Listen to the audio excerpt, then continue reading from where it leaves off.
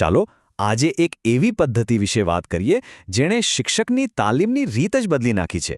આપણે વાત કરી રહ્યા છીએ માઇક્રો ટીચિંગ વિશે.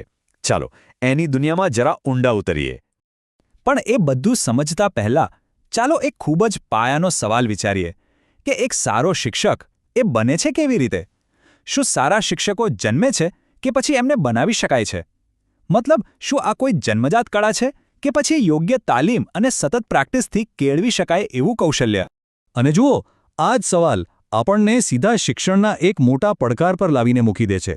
અને એકવાર આ પડકાર સમજાઈ જશે તો આપોઆપ સમજાઈ જશે કે માઇક્રો ટીચિંગ જેવી પદ્ધતિની જરૂર જ કેમ પડી.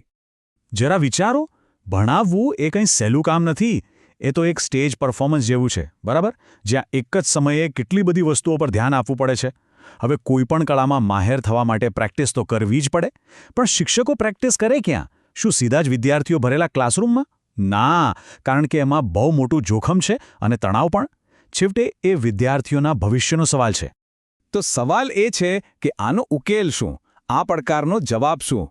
અને બસ આનો જ જવાબ છે માઇક્રો ટીચિંગ. અહીં જેની એન્ટ્રી થાય છે. શિક્ષણ ક્ષેત્રે એક ક્રાંતિકારી, એક નવીન ઉકેલ.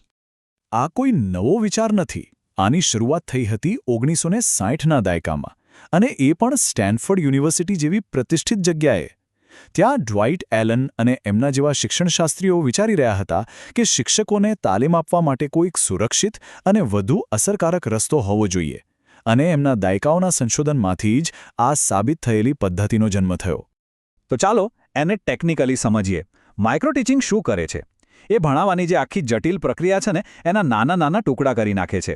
એ જાણે કે એક આખા મોટા વર્ગખંડને એક નાની, મેનેજ કરી શકાય એવી અને સૌથી અગત્યનું નિયંત્રિત લેબમાં ફેરવી દે છે, જ્યાં પ્રેક્ટિસ કરવી સહેલી બની જાય. અહીં એક શબ્દ ખાસ પકડી રાખવા જેવો છે: નિયંત્રિત પ્રેક્ટિસ.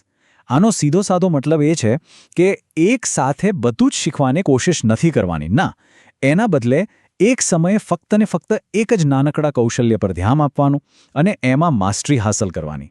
જો આ બધું થોડું ટેકનિકલ લાગતું હોય તો એને સમજવાની એકદમ સરળ રીત છે. બસ આટલું યાદ રાખો: માઇક્રો ટીચિંગ એટલે શિક્ષકો માટેનું ફ્લાઇટ સિમ્યુલેટર. કેટલું સરસ છે, નહીં? વિચારો, કોઈ પાયલટને સીધો જ પેસેન્જર ભરેલો પ્લેન ઉડાવવા નથી દેતા.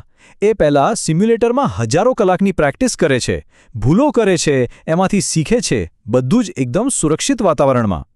બસ માઇક્રો ટીચિંગ પણ શિક્ષકો માટે એ જ કામ કરે છે. અસલી વર્ગખંડમાં પગ મૂકતા પહેલાં પોતાની આવડતને નિખારવાની એકદમ સેફ જગ્યા. તો પછી આ ફ્લાઇટ સિમ્યુલેટર ખરેખર કામ કેવી રીતે કરે છે? ચાલો એની પ્રોસેસને સમજીએ. આખી સિસ્ટમ છે ને, એ 5 મુખ્ય સ્ટેપ્સના એક ચક્ર પર ચાલે છે. બસ આ 5 સ્ટેપ્સ. અને આ 5 સ્ટેપ્સ જ માઇક્રો ટીચિંગનો આત્મા છે, એનો પાયો છે. તો જુઓ, આ ચક્ર કેવી રીતે ફરે છે. સૌથી પહેલાં એક ટ્રેની શિક્ષક ફક્ત 5 થી 10 મિનિટનો એક નાનકડો પાઠ ભણાવે છે. કોને? એમના જ સાથીદારોના નાના ગ્રુપને.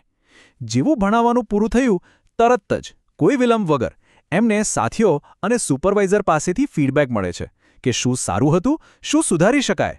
પછી એ ફીડબેક લઈને એ પોતાના પાઠને ફરીથી પ્લાન કરે છે, એને વધુ સારો બનાવે છે. હવે એ સુધારેલો પાઠ લઈને એ બીજા ગ્રુપ સામે ભણાવે છે અને છેલ્લે એના પર ફરીથી ફીડબેક મળે છે. જોયું? શીખો, ફીડબેક લો, સુધારો અને ફરી પ્રયત્ન કરો. આ સતત ચાલતું સુધારાનું ચક્ર છે. તો સવાલ એ થાય કે આ બધું કરવાનું કેમ? આ આખા ચક્રનો અસલી હેતુ શું છે? હેતુ એકદમ સિમ્પલ છે. ભણાવવાની કળા સાથે જોડાયેલા દરેક નાનામાં નાના કૌશલ્યને એકદમ ધારદાર બનાવવાનું. ચલો એક ઉદાહરણ લઈએ. જેમ કે સારા સવાલો પૂછવાની કળા. આપણને બધાને ખબર છે કે એક સારો શિક્ષક એ છે જે સારા સવાલો પૂછે. આ તો અસરકારક શિક્ષણનો પાયો છે, ખરું ને? અને બસ માઇક્રો ટીચિંગ આ જ કળા શીખવા અને એની પ્રેક્ટિસ કરવા માટેનું એકદમ પરફેક્ટ પ્લેટફોર્મ પૂરું પાડે છે. અને અહીં સૌથી રસપ્રદ વાત એ છે કે આ ખાલી સવાલ પૂછો એટલું નથી. ના, અહીં તો કયા પ્રકારનો સવાલ ક્યારે પૂછવો એની પ્રેક્ટિસ થાય છે. જેમ કે ક્યારેક એવો સવાલ પૂછવાનો જે વિદ્યાર્થીને ઊંડો વિચાર કરવા પર મજબૂર કરી દે, તો ક્યારેક એવો સવાલ જે ભટકી ગયેલી ચર્ચાને પાછી વિષય પર લઈ આવે. આ બધી અલગ અલગ પ્રકારની પ્રશ્ન પૂછવાની ટેકનિકની પ્રેક્ટિસ અહીં થાય છે. સારું, આ બધું સાંભળવામાં તો બહુ સરસ લાગે છે, પણ આટલી બધી મહેનત કરવાનો ખરેખર ફાયદો શું? શા માટે આટલું મહત્વનું છે? એના ફાયદા ખરેખર જબરદસ્ત છે અને એકદમ સ્પષ્ટ છે. પહેલું તો એ ભણાવવાની જટિલતાને ઘટાડી દે છે, એટલે શિક્ષકનું આત્મવિશ્વાસ આસમાને પહોંચે છે. બીજું, એમને તરત જ ફીડબેક મળે છે, જે સુધારા માટે બહુ જ જરૂરી છે. એ જે કંઈ થિયરીમાં શીખ્યા હોય એને પ્રેક્ટિકલી એપ્લાય કરવાની તક મળે છે. અને મને લાગે છે કે સૌથી મોટી વાત, ભૂલો કરવા અને એમાંથી શીખવા માટે એકદમ સુરક્ષિત વાતાવરણ મળે છે, કોઈ ડર વગર, કોઈ દબાણ વગર. તો માઇક્રો ટીચિંગ ખરેખર વધુ સારા, વધુ આત્મવિશ્વાસી શિક્ષકો તૈયાર કરવાની એક શક્તિશાળી રીત છે, એમાં કોઈ શંકા નથી. પણ આ આપણને એક મોટા સવાલ પર લાવીને ઊભા રાખે છે કે શિક્ષણને વધુ સારું, વધુ અસરકારક બનાવવા માટે માઇક્રો ટીચિંગ સિવાય આપણે હજી બીજી કઈ નવીન રીતો શોધી શકીએ છીએ? હજી એવા કયા પ્રયોગો કરી શકીએ છીએ? ખરેખર વિચારવા જેવો સવાલ છે.